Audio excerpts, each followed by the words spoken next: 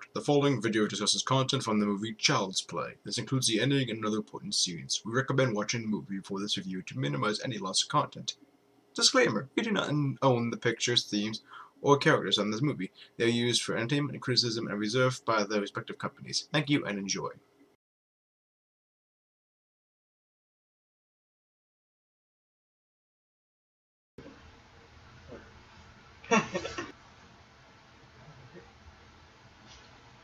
Hi, I'm scared for wanna play.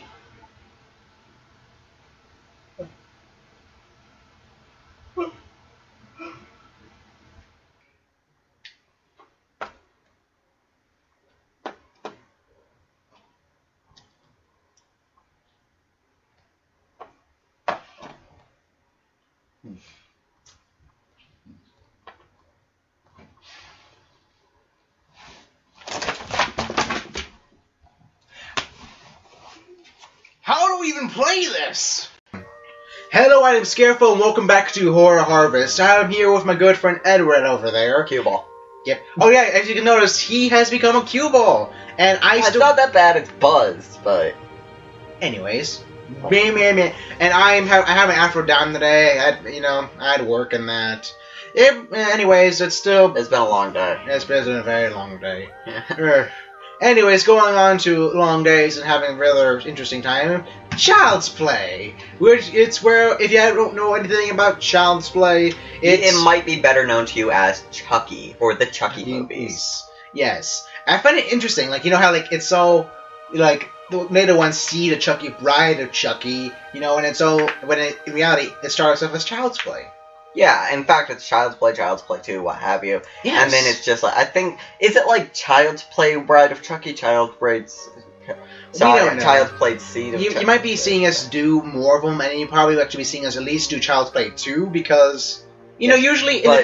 for the moment being, this is going to be kind of the opening to Doll Month, which we're going to try to do a lot of doll movies. We talked about this during Hatched, I believe, so we're going to try to carry on with that. Yes, and actually I think one will be releasing the week after this, or very soon, would be I'm starting off the Puppet Master series. Yeah, this is the first one, actually, that we've actually watched separately, and then come together with our own separate notes and talk about it for a little bit before doing the review, and come up with a consensus in the Blue Notebook about what we believe collectively is important to mention. And we were pleased to find out that we looked at it from totally different perspectives, but at the same time keeping a good overall understanding. Exactly.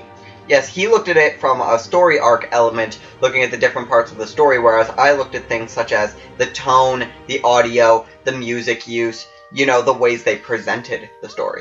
And at the same time, it's not like I don't care about that stuff. I just find that linking it to the story, especially since it was separate, having points to the story will allow us to expand on those. But I find it very important how you present the story over what the story actually is. And of course I find the story very important, even if you present it wonderfully, if it's a story about grass growing, it's a story about grass growing. Exactly. So it's a very important balance, and I'm happy we could both focus on the individual pieces before coming to a consensus.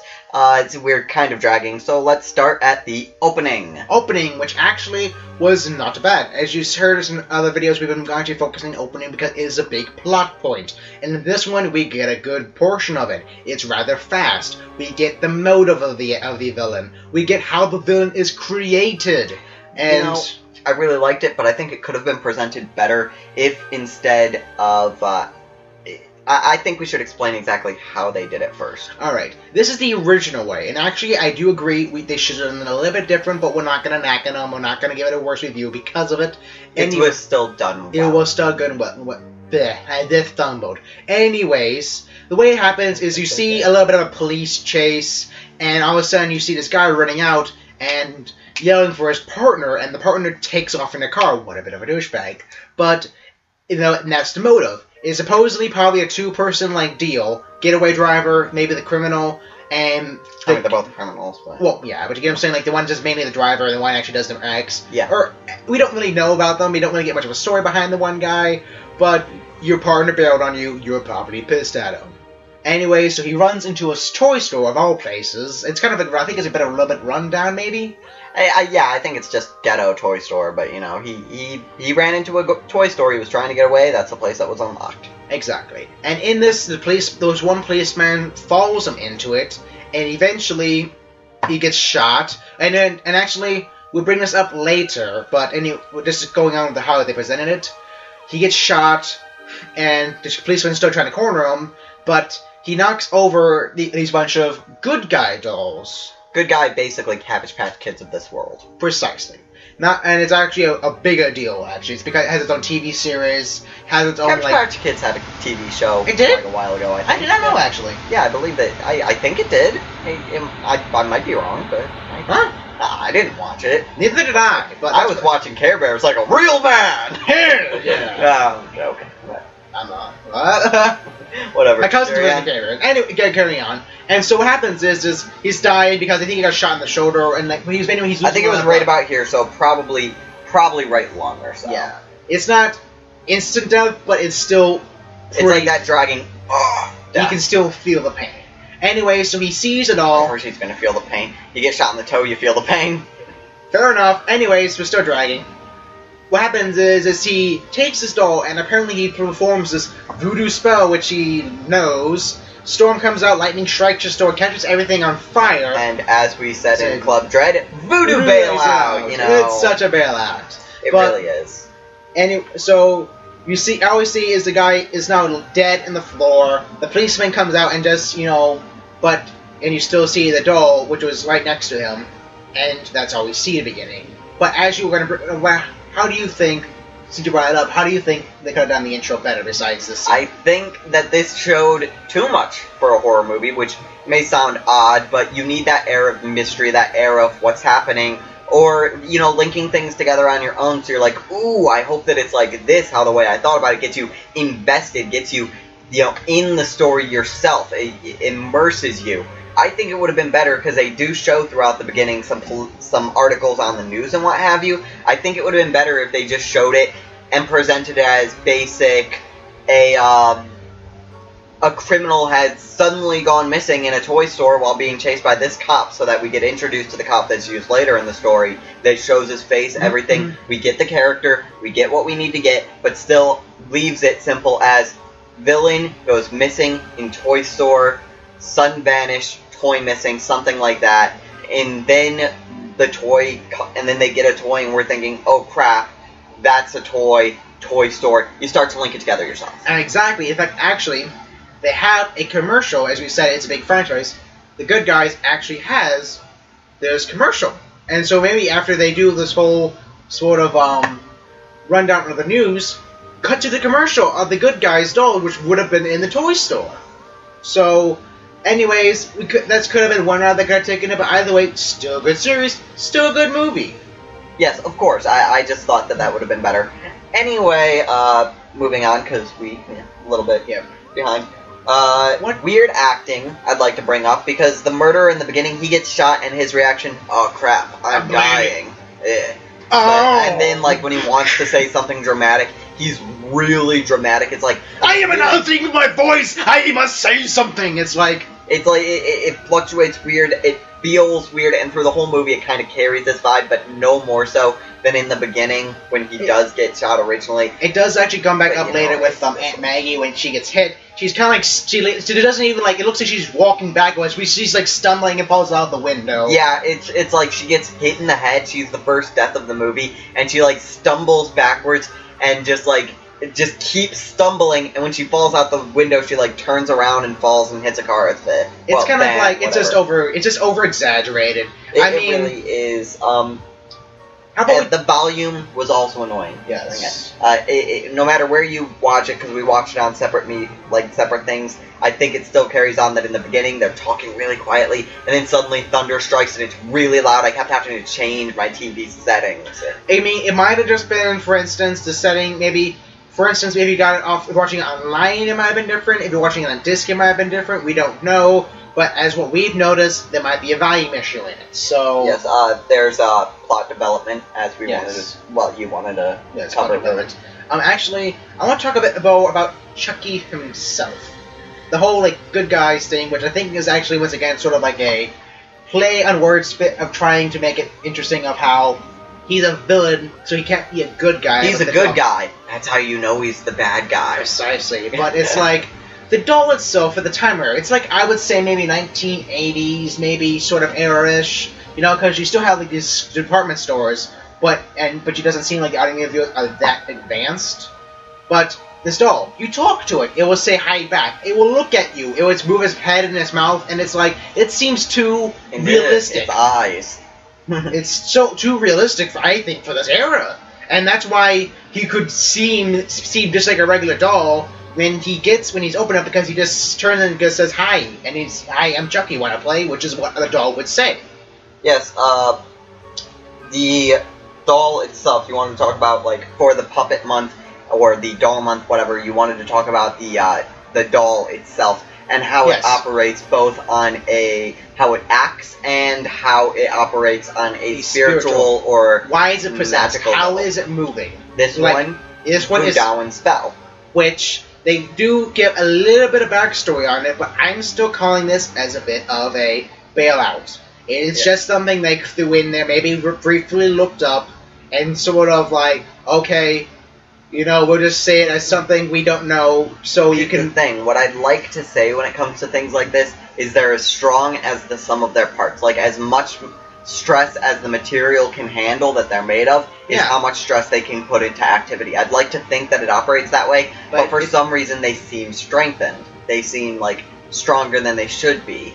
And that's kind of how it carried itself with Chucky. He seemed to be stronger than he should be. Precisely, like, you know, in this one, you see in the beginning, like, they just drag him, like, carry him like a regular, you would see, like, a lightweight doll, maybe it's unpalatable, and then later on, when he's actually trying to grapple on you, they're struggling, you know, he gets his hand around his neck, and if you think he'd be light enough, you could just throw him away. Well, as a character, though, he was a smartass. Like, there was one point pretty funny, where the mom was like, say something, and he's just like, I'm Chucky, I love this is just... I'm Chucky, I like hugs, someone like that. And it's just like, oh, you fucking smartass. Oh, nice. He said something, but that's something maybe the toy would say, and it's like... Yeah, and it's like, oh, fuck you, toy. Fuck you. The kid himself, he dresses as a good guy, he loves good guys, he is like an otaku in the making. He is obsessed with this show, he's obsessed with all this stuff, and he is just so innocent and nice. He's like, was it like 6 years old? 6 years old. It was exactly 6 years old. Yes, and he was... Because it was his birthday, that's why he got the toy, because it was his birthday. Yes, so, you know, the kid was... any important notes on the kid, or simply he was just an innocent 6-year-old that got wrapped up in shit? We can segue this into what it is he is not just, you know, obviously the person who gets this doll. He is two things to Chucky. He is a patsy. When he goes to kill Margaret, because he's not living, they start looking to the boy, who maybe thinking maybe he killed Margaret, or, you know, something bad happens, and he says the doll did it, or the doll told him to. Obviously, the average person will say, you know, this kid is crazy, and that's what they said. But I'd say it too, but I'd be watching that doll. So would I. I mean, like, kid says that.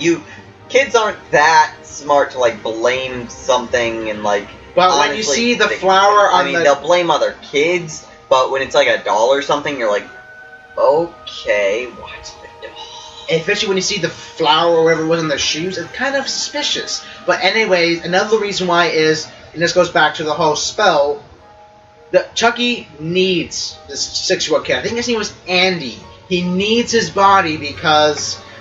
the doll is no longer what it is he's becoming human. And what it is because the soul that's possessing this doll is taking over the body, making it a human body, but it will not change. You find it ironic how the good guy is trying to steal the body of the kid that looks like a good guy? Yes. I mean, his hair, his clothes, I found it funny, yeah. I did. But anyways, and actually this is one of the smart remarks I thought was funny, because when he finds out he has to take, you know, over the body of the person who he viewed himself to, he's like, of course, when I get to be 6 years old forever? I get to be 6 years old again! Yeah, well, yeah, not forever, but... Oh, yeah, I'm sorry. When and notable from the whole kid, they think he's insane, kid gets blamed, kid gets admitted to an insane asylum, And I'd like to say about the family, actually, usually families are assholes in this. But in this, they were a struggling family, which can be a trope sometimes, but in all, it was done well. The mother really cared about the kid, was trying, gave him clothes for his birthday, which you'd think, oh, that sucks. But at the same time, it's like, oh, that's all she could get him, and she's really trying. If you think about it, how much was it? About $100, which is still a lot, but you think about it, as I say, if you're going back to this, like, 1980s area, it seems a bit more... And then it's like, and then she gets it for $30, and that's still, like, too expensive for her, but she shells it out for her kid. And I respect it. I really do respect the mother. And it just, like, you kind of, like, look back when a kid doesn't believe, when the mother doesn't believe the kid, but once again, it's just odd. But she actually does, bring the toy back, because Kurt gets locked up and starts, threatening the doll, saying, say something, eventually he gets to cause the doll to crack. And then after the kid gets admitted, she starts, as I said, saying, say something, really hoping that the doll will, for the sake of, being able to admit to herself that it wasn't her son. And then she finds out that the batteries that came with the doll were never put in the doll, but he's been talking. And that's when she just acts like he's a smartass. He's just, I'm Chucky, I love hugs. And it's just like, you can't say that if you don't have your batteries. So something else is going on. And that's when she first realizes it and threatens to burn him in the fireplace. And that's when he first says his actual lines in a normal voice. He's just like, you stupid bitch, you don't fuck with me. And it's like, well, and then he's stronger than he seems like he should be, and he grabs onto her, and it's like, and then he bites her, and it's like, yeah, he seems stronger than he should be. We already mentioned that. So, how Chucky, there was a detective. The detective that originally was chasing the guy down. Yeah. He ends up getting in to help them and what have you. And he doesn't believe in him again because it's... But the thing is it's just this movie... The acting is a bit off, but also you can just feel things. You just know what things are going to happen. For instance, back when, it's like happening in Aunt Margaret, things are changing, something's going to happen. Guy, police, the mother saying, Chucky's alive, Chucky's real. He kicks her off his car. Guess what? He goes back to the station looking at the file on the guy, and Chucky's in the car, and he tries to kill him. It's just something, a 6-year-old could tell you. Yeah, anyway, the doll, I think we've covered about how he is in general. He's stronger than he seems like he should be. He's a smart ass, what have you. But I noticed one thing that I think might have been a flaw in the scripting. He gets burned on the cheek when he's trying to strangle the guy from the backseat of his car. He burns him with the cigarette lighter in the car. Yeah. And he obviously gets hurt. And then the car crashes and the guy starts shooting at him with his revolver. And he's like, oh, you can't hurt me. You just got hurt! And then when he finally gets shot, he's like, oh my god, I can get hurt? I'm even bleeding. And it's like, but you already knew you could get hurt. You just got hurt a moment ago. What? I think that was just a scripting issue or something, but it was far too noticeable. I was just like, through that entire scene, it just completely pulled me out of the movie. I was like, what the hell? I mean, and we don't even learn why he can get hurt until later on, so it's kind of like, it just kind of left you with that sense of, what? I think the general ending should be, Chucky seems dead, they burn him, what have you, victory for them, and then they go off, but they don't really explain what happens after that because the kid's broken out of an insane asylum, the family is going to sound crazy trying to say it was the doll, and they have 2 detectives that now believe that they, they believe the story, but all in all, who's gonna believe them? Even if they are detectives, it's like... If we were there, it's like... So what's going to happen next? We might get that explanation in the next movie, but we haven't watched it yet. Yep. So I suppose this is about the point when we should cut off? Alright, yep. One more final note, which we didn't really touch on, is once again going to the bailout voodoo, the guy who they actually said, which actually, if you watch it in the credits, they named him Dr. Death. Yeah, because they go and see the guy who taught him voodoo later. Yeah. He actually himself seemed like a respectful man, something who probably would be following. Like, he seems rather, he's wearing robes, he just seems like he... And the thing is even in the end, when he was... Because he even calls the guy Abomination, a thing who was he was forbidding nature. Yeah, they didn't seem to really understand voodoo either. It looked like they did... From what they used, it seemed like they did a Wikipedia search, grabbed some random words, and threw them into a spell and what have you. But... That is actually not that much far off if you think about it. the whole thing of nature, because it is about primal forces, the whole thing of using that into an evil manner to bring himself back to life, to kill things, that is something that he will be mad at. And that's why I respected him, because it's not like, oh, you learn a lesson well. Well, good, thank you, my pupil. No, he actually went against him. Even though he did teach him it for the sake of practicing. Like practicing an art of war for the sake of learning knowing it. Like, for the sake of practicing your morals, like Bushido from the Code of the Samurai, or Chivalry, the Code of the Knight. It's using it to practice something good and carry on tradition. Yes. Anyways, that's about all we have to say, so if you like this video, leave a comment in the section below, give it a like rating, and if you want to see more of our content, we're going to be doing a video here for about every week. Subscribe! Anything, any feedback at all would greatly help us anyway, so... Yes, they also misuse voodoo dolls. Bye!